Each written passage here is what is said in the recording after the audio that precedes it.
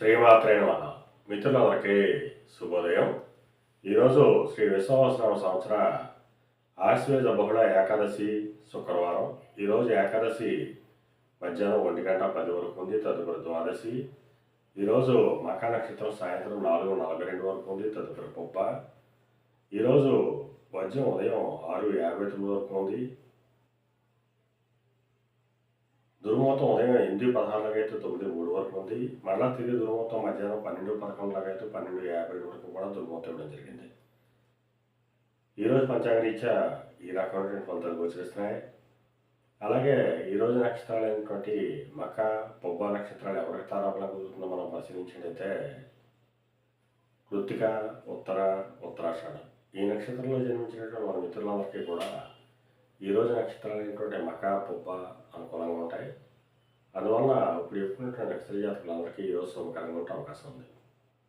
అలాగే ఈరోజు రాశి ఫలాలను మనం పరిశీలించినట్లయితే మేషరాశిలో జన్మించిన వాళ్ళకి సంతానానికి సంబంధించి శుభవార్తలు ఉంటారు. వృషభ రాశిలో జన్మించిన వాళ్ళకి ఆకస్మిక ప్రయాణాలు చేయాల్సిన అవసరం ఉంటుంది. మిథున రాశిలో జన్మించిన వాళ్ళకి పరాక్రమంతో ఆధారాలు ఏర్పడతాయి. కర్కాటక రాశిలో జన్మించిన వాళ్ళకి ధనాదాయం వృద్ధి చెందుతుంది. సింహరాశిలో జన్మించిన వాళ్ళకి ఆరోగ్యం చేకూరుతుంది. కన్యారాశిలో జన్మించిన వాళ్ళకి అనారోగ్య సూచన ధనవ్యయం కలుగుతుంది. తులారాశిలో జన్మించిన వాళ్ళకి చేసేటువంటి వ్యాపారాలు లాభసాటిగా సాగుతాయి. వృశ్చిక రాశిలో జన్మించిన వాళ్ళకి ఉద్యోగ అవకాశాలు పెరుగుతాయి. ధనురాశిలో జన్మించిన వాళ్ళకి పితృవయసానికి సంబంధించిన శుభవార్తలు ఉంటారు. మకర రాశిలో జన్మించిన వాళ్ళకి అనారోగ్య సూచన ధనవ్యయం కార్యటంకాలు ఏర్పడతాయి. కుంభరాశిలో జన్మించిన వాళ్ళకి కలత్రపూర్వక ధనలాభం కలుగుతుంది.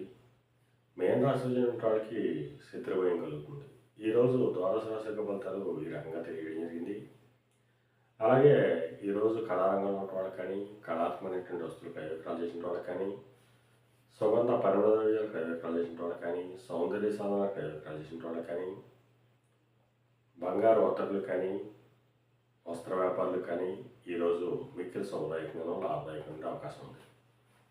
అలాగే ఈరోజు శుక్రవారం. అందువల్ల ఆ అమ్మవారిని జగన్మాతని ఆరాధించిన అమ్మవారి క్షీరాన్ని నైవేద్యం చేసిన సర్వశుభాలు కలుగుతాయని చెప్పి శాస్త్రీయ తెలియడం జరుగుతుంది.